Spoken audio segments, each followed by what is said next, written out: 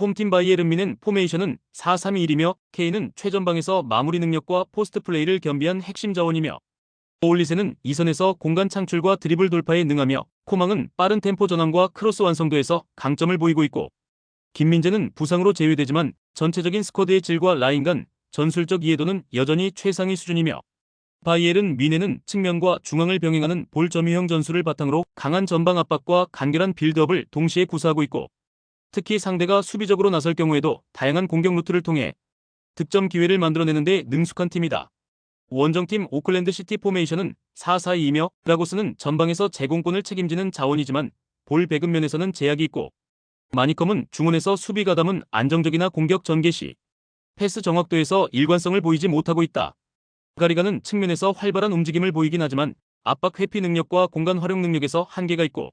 전체적으로 피지컬보다는 조직적 수비에 의존하는 전개 흐름을 보이고 있으며 상대가 템포를 끌어올릴 경우 수비 블록 유지에 어려움을 겪고 빠른 전환 상황에서 뒷공간이 쉽게 열리는 경향이 있고 특히 강팀을 상대로 할 경우 볼 점유율을 확보하지 못하고 전방 압박도 소극적으로 들어가는 경우가 많다. 바이에른 뮌헨은 경험, 조직력, 결정력 모두에서 오클랜드 시티를 압도할 수 있는 조건을 갖추고 있고 김민재의 공백은 존재하지만 라인 밸런스 유지와 공격 퍼포먼스는 여전히 높은 수준이며 오클랜드 시티는 수비 집중력으로 버티는 형태지만 후반부로 갈수록 간격이 벌어지고 실점 가능성이 커질 수 있다. 홈팀 파리 생제르맹 포메이션은 4-3-2-1이며 두에는 전방에서 공간 침투와 마무리 능력을 겸비한 자원이며 크바라트스켈리아는 드리블과 탈압박에 능하나 파이널 서드에서 결정력은 기복이 있고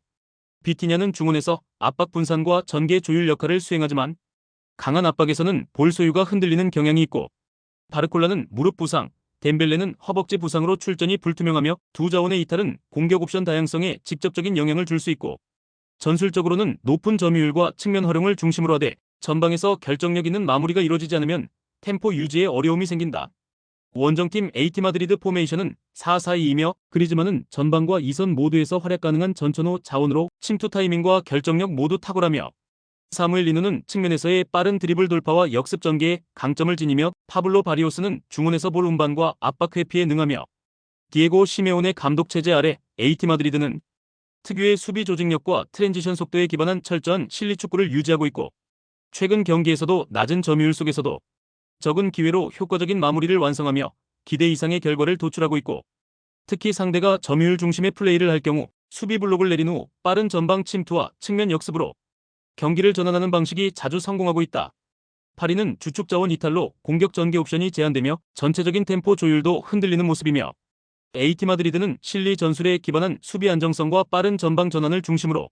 강팀 공략에 최적화된 팀이며 전체적인 경기 흐름은 AT 마드리드의 조직력 중심 전개가 더 안정적인 결과로 이어질 수 있다. 홈팀 미국 포메이션은 4-2-3-1이며 아게망은 최전방에서 연계와 움직임은 준수하지만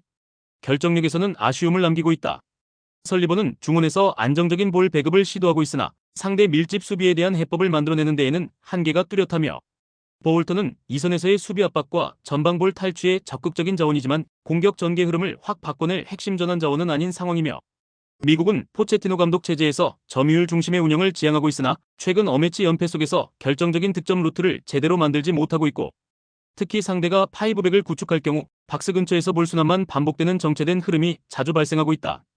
원정팀 트리니다드 토바고 포메이션은 5-4-1이며 가르시아는 빠른 역습 전환의 중심이 되는 자원이지만 단독 득점 생산 능력은 제한적이며 파우더는 좌측 수비에서 안정적인 커버를 제공하며 몰리노는 수비적인 기여가 많은 중원 자원으로 활동 반경이 넓고 전체적으로 트리니다드 토바고는 파이브백 기반의 수비 조직을 정비하고 라인 간격 유지를 철저히 하며 실점 억제를 최우선 전략으로 설정하고 있고 공격 시에는 빠른 전환과 세트피스 위주로 득점 기회를 노리며 수비 시에는 페널티 박스 부근에서 수적 우위를 통해 실점 확률을 최소화하고 있다. 미국은 최근 공격 흐름에서 단조로운 전개와 이선 침투 부족이라는 구조적 한계를 드러내고 있으며 트리니다드 토바고는 수비적인 경기 운영을 통해 전체적인 공간을 최소화하는 전략을 반복하고 있고 이러한 흐름 속에서는 결정적인 득점 기회가 줄어들며 박스 근처에서 서로의 움직임만 차단하는 경기가 전개될 가능성이 크고 결국 수비적 흐름과 답답한 전개가 충돌하는 구조 속에서 무득점 혹은 저득점의 무승부가 성립될 수 있는 경기다. 홈팀 팔메이라스 포메이션은 4-3-3이며 마우리시우는 전방에서 민첩한 침투와 위치 선정이 뛰어난 자원이며 플라코 로페즈는 공격 전개 속에서 연계보다는 마무리에 강점을 보이며 하파엘 베이가는 중원에서 볼 운반과 슈팅 능력을 고루 갖추고 있고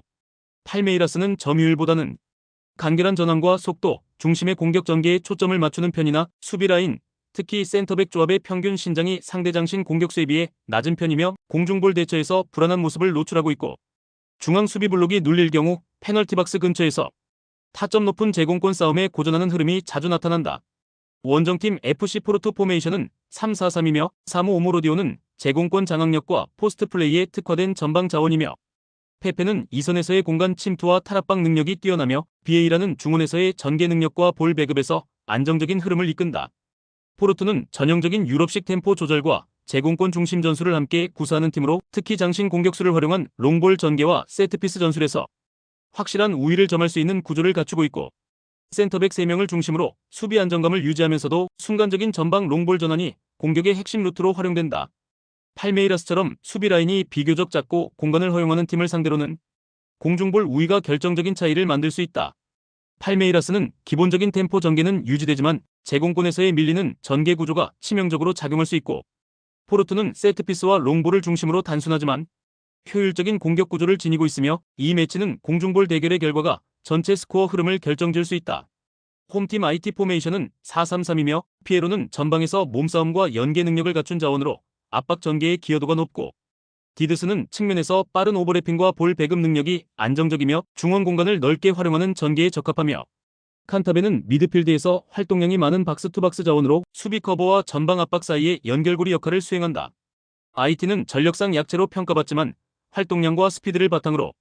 수비 조직을 구성하며 전체 라인을 내려 상대 실수를 유도하는 전술을 자주 활용한다. 원정팀 사우디아라비아 포메이션은 4-3-3이며 알아부드는 측면에서의 빠른 돌파보다는 패스를 통한 안정적인 전개에 집중하는 유형이며 알브라이카는 결정력은 갖추고 있으나 최근 실전 감각 부족으로 슈팅 타이밍에서 망설이는 장면이 많아지고 있고 알다우사리는 경험 많은 자원이지만 경기 체력 및 후반 집중력 저하가 자주 발생하며 유럽급 압박 환경에서는 적응력이 떨어지는 모습이며 사우디는 자국 리그 기반의 선수들이 주를 이루지만 리그 내 외국인 선수 의존도가 높아 자국 선수들의 실전 출전 시간이 제한되어 있다. 이로 인해 선수단 전반의 경기 감각이 떨어져 있으며 템포가 느리고 리듬감이 끊기는 장면이 반복되고 있다. IT는 수비 집중력과 활동량을 바탕으로 조직적인 수비 운영에 집중하고 있으며 사우디는 실전 감각 저하와 낮은 경기 리듬으로 인해 위협적인 장면을 지속적으로 만들어내기 어려운 상황이며 양팀 모두 전술적으로 보수적인 운영이 예상되며 공격 전환도 느리고 전방 파괴력도 제한적이며 결과적으로 루즈한 전개와 패턴 반복 속에서 무승부 가능성이 높게 형성될 수 있는 경기다. 홈팀 보타포고 포메이션은 4-3-3이며 이고르 제주스는 전방에서 피지컬을 활용한 연계 플레이에 능한 자원이며 곤잘로 마스트리아니는 마무리 능력은 있지만 좁은 공간에서는 효율이 급격히 떨어지는 약점을 지닌다. 말론 프레이타스는 중원에서 압박 분산과 전개 연결에 기여하지만 공격 템포를 빠르게 끌어올리는 데에는 한계가 존재한다. 전체적으로는 후방 빌드업 이후 측면 전개 중심의 흐름이 많지만 박스안까지의 연결 완성도는 아쉬운 상황이다. 원정팀 시애틀 포메이션은 4-2-3-1이며 페레이라는 활동량 기반으로 상대 수비를 흔드는 자원이지만 단독 돌파력은 낮은 편이며 데라 베가는 좁은 공간에서 탈압박 능력은 있지만 슈팅 정확도는 낮은 편이며 득점 기대치는 떨어지는 흐름이며 루스낙은 중원에서 템포 조절과 측면 연기를 도맡지만 과감한 전진 패스보다는 안정 위주의 플레이가 많고 전체적으로 시애틀은 구조 유지를 우선시하며 수비 안정성을 중시하는 전술 성향이 짙은 팀이다. 양팀 모두 공격 템포가 낮고 수비 라인을 안정적으로 유지하는 전술 구조를 반복하고 있고 특히 결정력과 공간 창출 능력 모두 제한적인 흐름 속에서 위험 부담을 줄이려는 전개가 중심이 되고 있고 이번 경기는 치열한 공방보다는 간격 유지와 구조적 안정성 중심의 전개가 예상되며 무득점 혹은 저득점 흐름 속 무승부로 이어질 가능성이 높다. 홈팀 코스타리카 포메이션은 4-4-2이며 우갈데는 최전방에서 침투 타이밍과 마무리 능력을 겸비한 핵심 공격 자원이며